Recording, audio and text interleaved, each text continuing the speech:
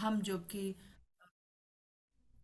हम जो कि जितने भी हम यहाँ पर हैं, हम एक कलीसिया हैं, और कलीसिया के बीच में यीशु मसीह चलता फिरता है। हम जितने भी यहाँ पर इकट्ठा हैं आज, हम सब के सब प्रभु यीशु मसीह की दीवट है, सोने की दीवट है, और वो हमारे बीच में चलता फिरता है।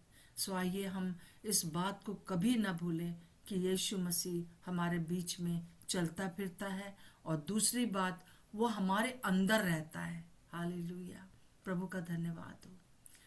यीशु चलता फिरता है, यीशु चलता फिरता है, यीशु चलता फिरता है आज के दिन। जैसा उसने कहा था वैसा पूरा करता है, यीशु चलता फिरता है आज के दिन। जैसा उसने कहा था वैसा पूरा करता है, यीशु चलता फिरता है आज के दिन। यीशु मेरे अंदर है, यीशु आपके अंदर है, यीशु मेरे अंदर है आज के दिन। जैसा उसने कहा था वैसा पूरा करता है, जैसा उसने कहा था वैसा पूरा करता है, यीशु चलता फिरता है आज के दिन। सचमुच में यीशु मसीह हमारे बीच में चलते फिरते हैं। यीशु मसीह अपने राज्य की स्थापना करते हैं, और इस राज्य में आगे बढ़ने के लिए और हमें क्या क्या बातों को करते रहना है, जब तक कि फिजिकली वो हमको आके ना ले जाए। हम हम आत्मिक रूप से तो वास्तव में पूरी तरह से वो हमारे बीच में चल फिर रहा है। इस समय आप जिस भी घर में हो, वहाँ पर यीशु मसीह है, और वो हमारे अंदर रहते हैं।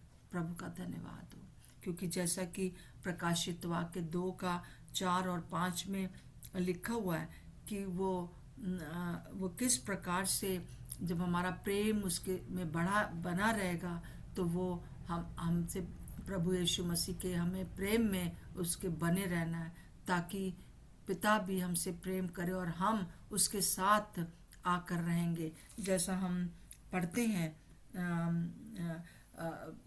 यूहन्ना उसका 14:23 में। मेरे प्रियो, इस बात को हम अपने दिमाग में लेकर आज नेहा के द्वारा सुनेंगे कि आगे प्रभु हमसे क्या चाहता है, आगे इस राज्य को बढ़ाने के लिए हमसे वो क्या चाहता है।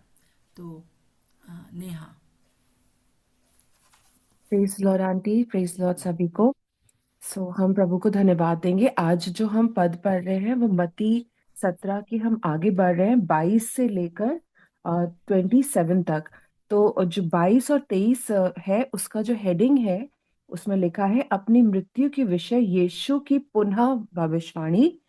और ये इस प्रकार से इसमें प्रभु बहुत डायरेक्टली इस बात को बोलते हैं। जब वे गलील में थे तो यीशु ने उनसे कहा, मनुष्य का पुत्र मनुष्यों के हाथ में पकड़वाया जाएगा, वे उसे मार डालेंगे और वह तीसरे दिन जी उठेगा। इस पर वे बहुत उदास हुए। ये एक सेकंड अनाउंसमेंट है नए नए नए नियम में यीशु मसीह की दुख उठाने का, जो यीशु मसीह स्वयं अपने मुंह से कर रहे हैं। पहला जो हमने देखा कि यीशु मसीह मनुष्य के द्वारा रिजेक्ट किए जाएंगे, वो हमने पढ़ा था मत्ती 16 उसके 21 में। तो इसमें बहुत क्लैरिटी से प्रभु ने बोला है। आज इस बात पे हम मनन करेंगे और गहराई से, वो है मंदिर का कर। और ये पाया जाता है 24 से 27।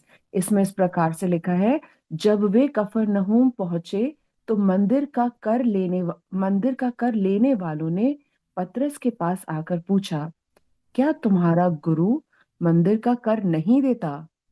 उसने कहा, हाँ देता है। जब वह घर में आया तो यीशु ने उसके पूछने से पहले ही उससे कहा, हे शिमोन, तू क्या सोचता है? पृथ्वी के राजा महसूल या कर किन से लेते हैं, अपने पुत्रों से या परायों से? पतरस ने उससे कहा, परायों से। यीशु ने उससे कहा, तो पुत्र बच गए। तो भी इसलिए कि हम उन्हें ठोकर ना खिलाएं, तू झील के किनारे जाकर बंसी डाल और जो मछली पहले निकले उसे ले। उसका मुंह खोलने पर तुझे एक सिक्का मिलेगा, उसी को लेकर मेरे और अपने बदले उन्हें दे देना। सो ये एक बहुत ही छोटा सा पैसेज है, लेकिन हमें बहुत सारी बातों को सिखाता है। इस तरीके से सिखाता है कि हमें कैसा जीवन जीना है। हमने पिछले चीजों में देखा कि हमें अपने लिए क्या करना है ताकि प्रभु का राज्य आए। और अब जब प्रभु हमारे अंदर चलते फिरते हैं, जब प्रभु ने हमारे अंदर अपने राज्य के बीज को बोया है, तो हमें इस संसार में कैसे चलना फिरना है कि यीशु मसीह का राज्य हमारे द्वारा इस संसार में आए। और एक एक बहुत इम्पोर्टेंट सी बात 27th में, बस मैं इतना बिगिनिंग में कहना चाहती हूँ कि यीशु मसीह ने बोला इसलिए कि हम उन्हें ठोकर ना खिलाए। तो ये एक बहुत इंपॉर्टेंट बात है जो यीशु मसीह हमें हाई जो हमें जिस तरफ मोड़ना चाह रहे हैं कि हमारे द्वारा जब हम इस संसार में चलते हैं यीशु मसीह की इमेज को लेकर, जब यीशु मसीह के हम हैं, और जब हम चलते हैं और जब दुनिया हमें देखती है, तो हम उन्हें ठोकर ना खिलाएं। तो ये पूरा जो छोटा सा पैसेज है ये इस बात पे हमें बार बार लेके जाता है कि हम उन्हें ठोकर ना खिलाएं। तो कुछ कुछ बातों को हम देखेंगे। पहली बात, जब मैं पढ़ रही थी तो सबसे पहला क्वेश्चन था कि ये कर क्या है। यहीं पे इसका अगर हम फुट नोट पढ़ते हैं तो यहाँ पर लिखा है कि सबसे पहले यीशु मसीह कहाँ से आ रहे हैं। यीशु मसीह इस समय पतरस और उसके याकूब और यूहन्ना के साथ जब वो उतरे थे कफरनहूम से, रूपांतर के पहाड़ से उतर कर वो जब आए हैं, तो जब उनको मंदिर का कर देने वाला मिलता है तो वो पूछता है कि क्या तुम्हारा गुरु कर नहीं देता। कर है क्या, कर क्या है। मंदिर का कर अगर हम ग्रीक भाषा में देखें, फुटनोट्स में भी अगर हम देखें, अ, दिद्रा खम खम खमा, ये एक चांदी का सिक्का होता है। और ये जो है हर जो है 2 दिन की मजदूरी का ये कॉस्ट होता है। राइट। और इसे कौन देता है।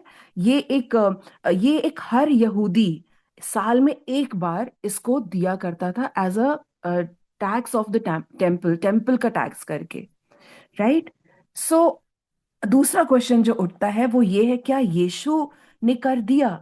तो जब पतरस से लोग पूछते हैं क्या तुम्हारा गुरु मंदिर का कर देता है, तो पतरस बोलता है हाँ देता है। इसका मतलब यीशु मसीह मंदिर का कर देते थे। इसका मतलब यहाँ पर हम ये समझते हैं कि यीशु मसीह जब इस दुनिया में थे, वो चलते फिरते थे, तो उन्होंने हर एक प्रकार के इस प्रकार के टैक्सेस को उन्होंने पे किया। क्योंकि यहाँ पतरस इस बात को रिकॉर्ड कर रहे हैं, यीशु मसीह ने इस बात को यहाँ पे बहुत क्लैरिटी से लिखा है, हाँ वो देते हैं। राइट। हमारे लिए ये क्या इंडिकेट कर रहा है, हम मसीहियों के लिए, जो हम यीशु मसीह के कहलाते हैं, हम विश्वासियों के लिए ये इंडिकेट कर रहा है कि हमें किस प्रकार से संसार में चलना है। सिंपल कि हर एक लॉ को, हर एक सिविल लॉ को जो हमारे गवर्नमेंट्स के द्वारा, जो हमारे ऑफिशियल्स के द्वारा रखी जाती है, जिस राज्य में हम रहते हैं, जिस स्टेट में हम रहते हैं, वहां पे हमें उसे फॉलो करना है। क्यों? क्योंकि यीशु मसीह खुद वो स्टैंडर्ड सेट कर रहे हैं।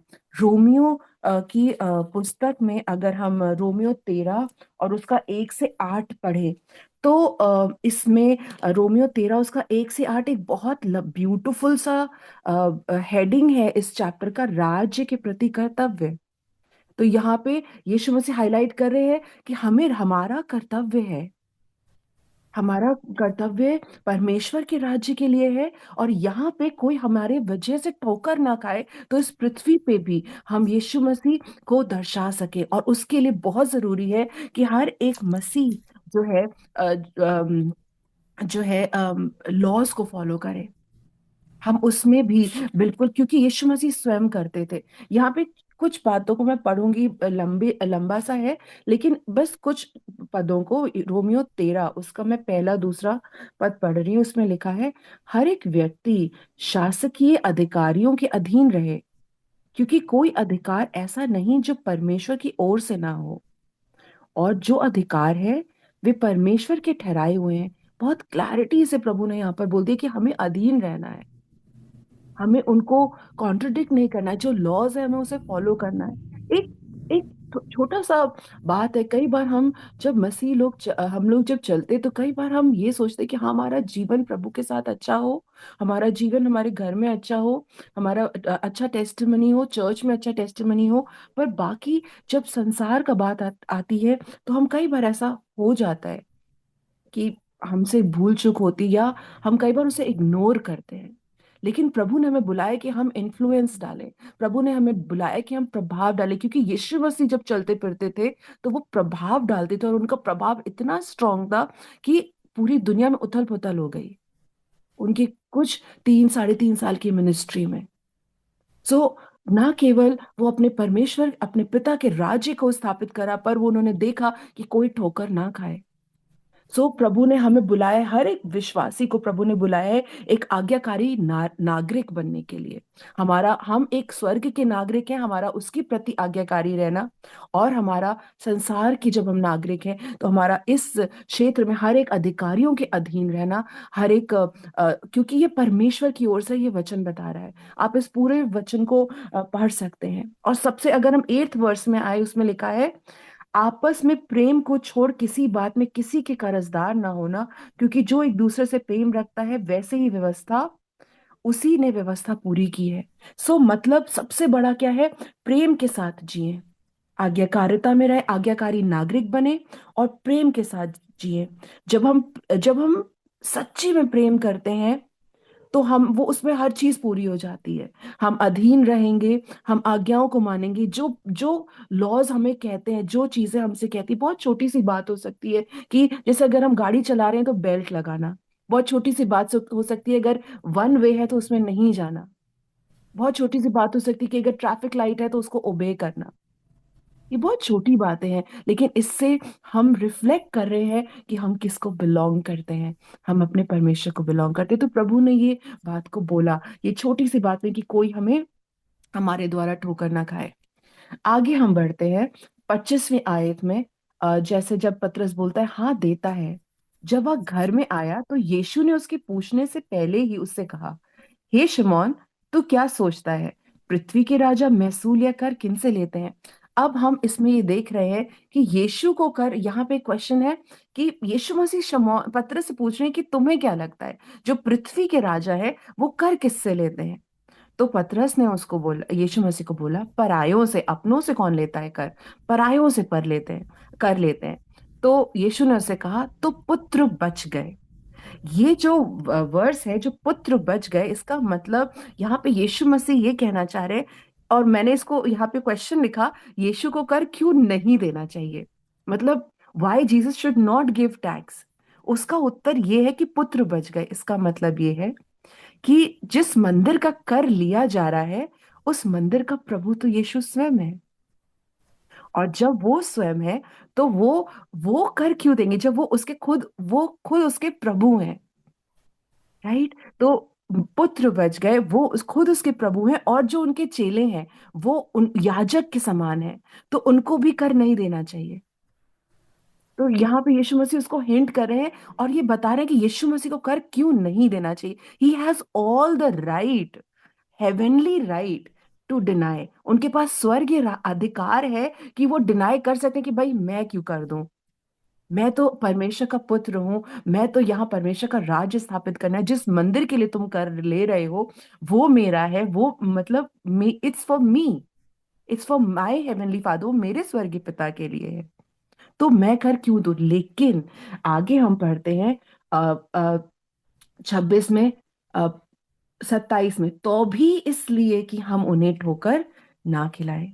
यीशु यहाँ पे तो भी इसलिए, ये इसलिए यीशु मसीह उनको कर नहीं देना चाहिए क्योंकि वो स्वयं उस मंदिर के प्रभु हैं। उनको नहीं देना चाहिए, पर तब भी 27 में लिखा है कि उन्होंने कर दिया, एंड ब्यूटिफुली दिया। ये जो 27 वर्ष है, एक छोटी सी वर्ष में जिसमें प्रभु ने एक बहुत अद्भुत सा चमत्कार किया है, बहुत अद्भुत सा चमत्कार किया है। और ये इसको मैंने टाइटल करा कि यीशु ने कर कैसे दिया, अद्भुत रीति से कर दिया। उनके पास नहीं था तो भी उन्होंने जो है एक बहुत ही नोटेबल मिरेकल किया यहाँ पर। जैसे कि यहाँ पे लिखा है कि पहला रीजन था कि ठोकर ना खाएं, इसलिए। और कैसे डिवाइन हेवनली तरीके से प्रभु ने उस कर को दिया। एक छोटी सी बात ये कि हम यहाँ पर ये सीखते हैं कि जब भी हमें कुछ रिस्पॉन्सिबिलिटीज हैं, वो डिवाइन हो या नैतिक रीति से हो, अगर हम फॉल शॉर्ट कर रहे हैं, हम नहीं कर पा रहे, यीशु हमारे लिए सब कुछ पूरा करते हैं। यीशु हमारे लिए सब कुछ पूरा करते हैं ताकि हमारे जीवन से दूसरों को ठोकर ना पहुंचे। प्रभु पूरा करते हैं। प्रभु हमारे हृदय को देखते हैं। इसमें लिखा है, तो अभी इसलिए कि हम उन्हें ठोकर ना खिलाएं, अब यहाँ पे प्रभु ने एक मिरेकल किया। तू झील के किनारे जाकर बंसी डाल, जो मछली पहले निकले उसे ले, उसके मुंह खोलने पर तुझे एक सिक्का मिलेगा। नाउ, हमने कई बार इसको पढ़ा है, बहुत ही अजीब सा है। पहली बात, पतरस के लिए कहा जाता था वो एक बहुत ही फाइन फिशरमैन था, बहुत ही उत्तम श्रेणी का फिशरमैन था। वो बंसी मतलब हुक डाल के मछली नहीं पकड़ता था, वो नेट को चितरा के मछली पकड़ता था। लेकिन यहाँ पर प्रभु ने उसको बोला अपने वेज को बदलने के लिए, जो तुम यूजुअली करते हो वो नहीं, पर जैसा मैं कह रहा हूं वैसा। सो पतरस के लिए भी एक अटपटा था, लेकिन जब वो प्रभु के द्वारा बताए हुए प्रोसीजर को फॉलो करेगा, तो वो उस डिवाइन मिरेकल को देख पाएगा। और उसने देखा। सो प्रभु हमें हमारे मिरेकल्स के लिए प्रोसीजर्स देते हैं, वेज बताते हैं, रास्ता दिखाते हैं, और वो बहुत ही उत्तम है। और उसमें लिखा, जैसे इसको हम इस तरीके से समझे, इसलिए ये एक अद्भुत मिरेकल है क्योंकि अगर पैसा मछली में था तो ये जानने के लिए भी चमत्कार की जरूरत थी। और अगर पैसा मछली में नहीं था तो इसके लिए भी एक चमत्कार की जरूरत थी कि एक मछली को पतरस के पास ला जाए, मतलब उसके लिए भी उनको पैसा चाहिए था। मतलब एक एक मिरेकल की need, a need of a miracle, to जानने के लिए कि किस मछली में सिक्का है। और अगर सिक्का नहीं है तो उस मछली को खरीदने के लिए भी कि वो पतरस के पास लाई जाए जिसमें से सिक्का निकले। इन इसके लिए, कर को देने के लिए एक मिरेकल की जरूरत थी। और ये प्रभु ने बहुत डिवाइन तरीके से, बहुत एक ही पद है ये, और उसमें प्रभु बताते हैं, आई एम इनफ, मैं काफी हूं।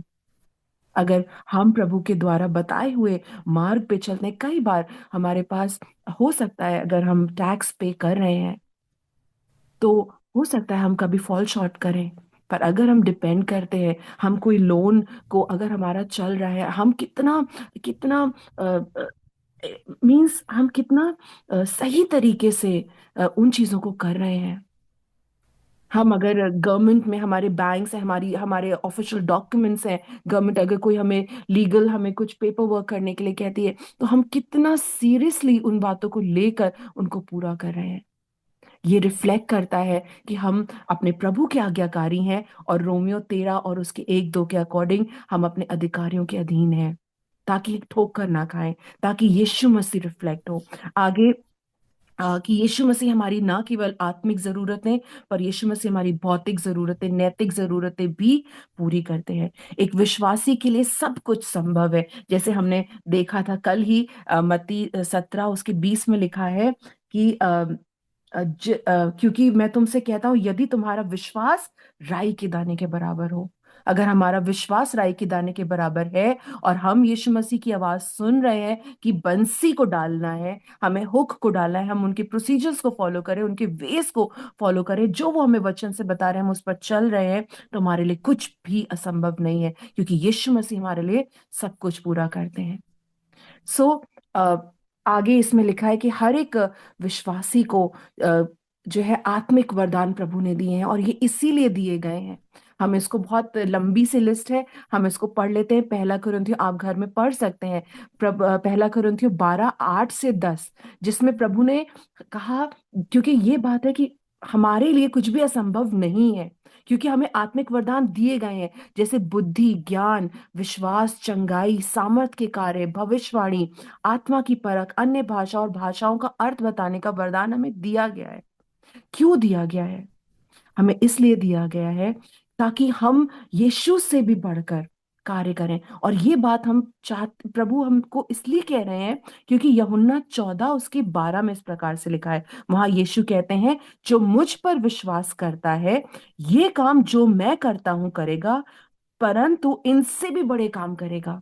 हालेलुया। प्रभु, अगर हम विश्वास करते तो हम, हमारे लिए सिर्फ एक नैतिक जिम्मेदारियों को पूरा करना बहुत, सिर्फ यही नहीं, इससे भी बड़े बड़े ये प्रभु के, जो प्रभु ने कार्य किए उससे भी बड़े हम करेंगे। क्यों? क्योंकि प्रभु ने हमें इक्विप्ड किया है, प्रभु ने हमारे अंदर आत्मा के गिफ्ट्स को डाला है, और वो हमें इसलिए दिए गए हैं ताकि हम एक जैवन जीवन जिएं, ताकि हम प्रभु के राज्य के लिए जिएं।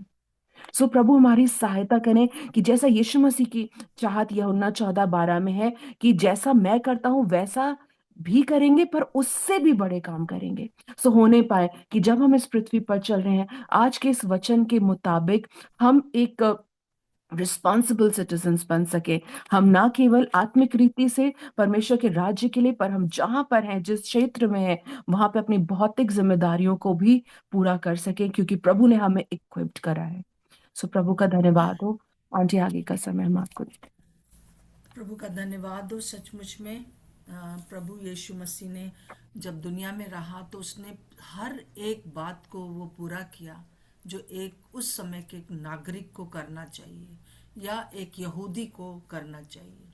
जो यहूदी नियम थे, उनमें से कोई भी नियम उसने तोड़ा नहीं। जैसे कि हम देखते हैं कि उसका खतना हुआ, फिर हम देखते हैं कि उसका बपतिस्मा हुआ, जबकि यूहन्ना उससे कह रहा था कि मुझे तो तुझसे बपतिस्मा लेना चाहिए, पर प्रभु ने उस समय कहा कि नहीं, तुझे नियम के अनुसार अभी हमें सारी धार्मिकता को पूरा करना है। और जबकि उसको कोई जरूरत नहीं थी।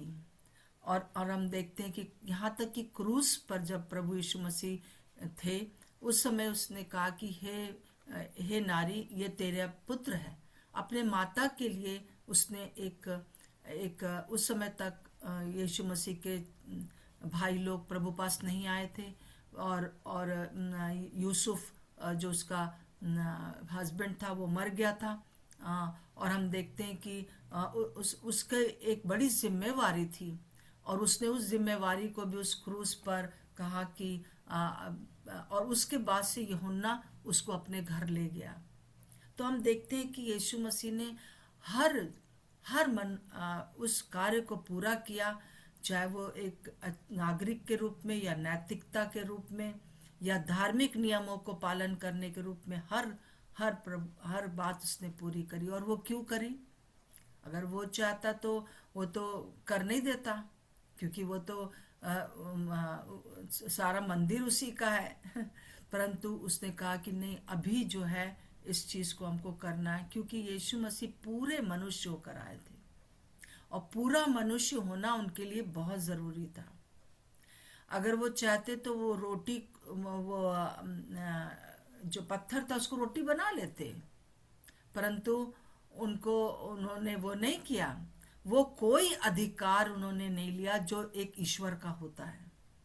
परमेश्वर का जो अधिकार है वो इस दुनिया में रहते हुए उसने नहीं लिया, परंतु जो मनुष्य के या यहूदी व्यक्ति के जो कर्तव्य थे उसको पूरा किया।